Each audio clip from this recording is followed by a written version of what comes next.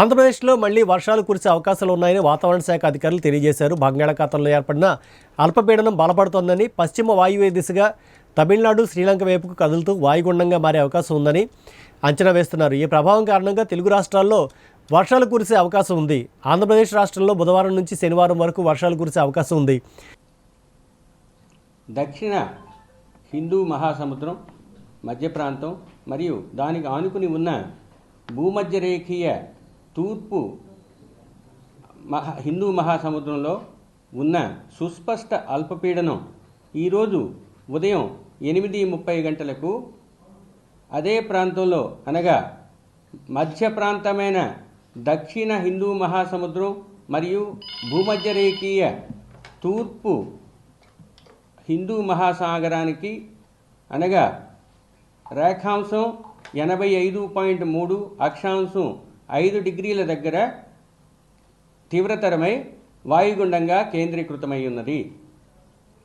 ఈ వాయుగుండం రాగల 24 గంటల్లో వాయువ్య దిశలో పయనించి తీవ్ర వాయుగుండంగా కేంద్రీకృతమయ్యే అవకాశం కనిపిస్తుంది. తదుపరి 2 రోజుల్లో ఇది వాయువ్య దిశలోనే పయనించి శ్రీలంక, తమిళనాడు వైపు పయనించే అవకాశం కనిపిస్తుంది.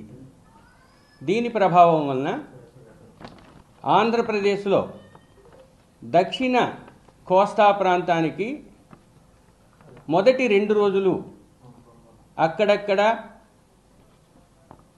తేలికపాటి వర్షాలు పడే అవకాశం ఉంది. 3వ రోజు అనగా 27వ తేదీ నుంచి దక్షిణ ఆంధ్రప్రదేశ్లో కొన్ని చోట్ల, ఉత్తర ఆంధ్రప్రదేశ్లో కూడా కొన్ని చోట్ల వర్షాలు పడే అవకాశం ఉంది.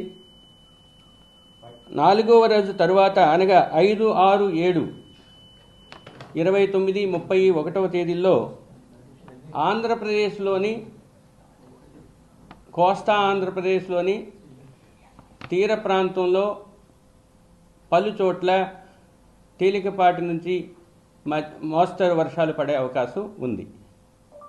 డే 2 అనగా 26 నుంచి నెల్లూరు, తిరుపతిలో 1-2 చోట్ల భారీ వర్షపాతం, 27 నెల్లూరు, ప్రకాశం, తిరుపతిలో 1-2 చోట్ల భారీ వర్షపాతం, డే 4 కూడా నెల్లూరు, ప్రకాశం, తిరుపతిలో 1-2 చోట్ల భారీ వర్షపాతం, డే 5 అనగా 29 నెల్లూరు, ప్రకాశం, తిరుపతి, శ్రీకాకుళం, విజయనగరం, విశాఖపట్నం, అనకాపల్లి జిల్లాల్లో 1-2 చోట్ల భారీ వర్షపాతం నమోదయ్యే అవకాశాలు కనిపిస్తున్నాయి. ఈ వాయుగుండం ప్రభావం వలన మత్స్యకారులకు కూడా హెచ్చరికలు జారీ చేయడం జరిగింది. ముఖ్యంగా 26వ తేదీన సౌత్ కోస్టల్ ఆంధ్రప్రదేశ్ దక్షిణ కోస్తా ప్రాంతంలో గంటకు 35 నుంచి 45 కిలోమీటర్లకు వేగంతో గాలి వీచే అవకాశం ఉంది. గరిష్టంగా 55 కిలోమీటర్ల వరకు గాలి వీచే అవకాశం ఉంది. 27వ తేదీన దక్షిణ కోస్తా ఆంధ్రప్రదేశ్లో తీరం వెంబడి 55 నుంచి 65, గరిష్టంగా 75 కిలోమీటర్ల వేగంతో గాలులు వీచే అవకాశం ఉంది. 27, 28వ తేదీల్లో దక్షిణ కోస్తా ప్రాంతంలో ఆ విధంగా ఉంటుంది. 27, 28 ఉత్తర కోస్తా ఆంధ్రప్రదేశ్ తీరం వెంబడి 35, 45 గంటకు 55 కిలోమీటర్ల వేగంతో గాలులు వీచే అవకాశం ఉంది.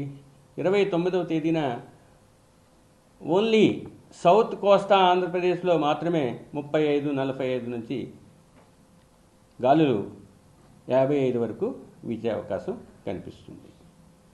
ఉదయం 45 నుంచి 55, గరిష్టంగా 65 వరకు ఉండే అవకాశం ఉంది. క్రమంగా ఆ 35, 45, 55కి 29న చేరే అవకాశం ఉంది. వీటి కారణంగా తదనుగుణంగా మత్స్యకారులకు ముఖ్యంగా దక్షిణ కోస్తా తీరం వెంబడి వేటకు వెళ్ళవద్దని హెచ్చరించడం జరిగింది. ఆల్రెడీ వెళ్ళిపోయిన మత్స్యకారులు సుదూర ప్రాంతాల నుండి సురక్షిత ప్రాంతాలకు చేరుకోవాల్సిందిగా ఇంకోసారి హెచ్చరించడం జరిగింది. ఈ ప్రభావం వలన ఓడరేవుల్లో కూడా 1వ నంబరు ప్రమాద హెచ్చరికను ఎగరవేయడం జరిగింది.